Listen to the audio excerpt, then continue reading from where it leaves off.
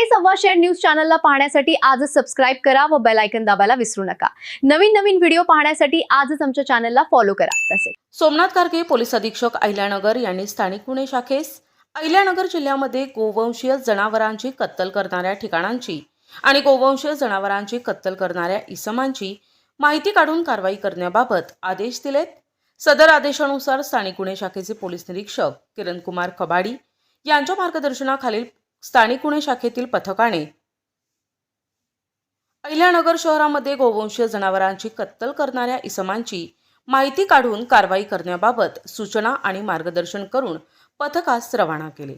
वरील नमूद पथक दिनांक 24 एप्रिल 2026 रोजी पहाटे अहिल्यानगर शहरामध्ये कत्तलखान्यांची माहिती काढण्याकरता पेट्रोलिंग करत असताना पथकास गुप्त बातमीदारामार्फत मुकुंदनगर येथे मेहराज मस्जिद दर्गा येथे इसम जाकीर कुरेशी राहणार सुभेदार गल्ली झेंडी गेट अहिल्यानगर हा त्याच्या साथीदारांसह गोवंशीय जनावरांची कत्तल करणार गोवंशीय जनावरांची कत्तल करत असल्याची माहिती प्राप्त झाली। पथकाने तात्काळ बातमीतील ठिकाणी जाऊन खात्री केली असता सदर ठिकाणी काही गोवंशीय जनावरे निर्दयतेने चारा पाणी विना डांबून ठेवलेले आणि पत्र्याच्या शेडमध्ये गोवंशीय जनावरांचे कत्तल केल्याचे दिसून आले।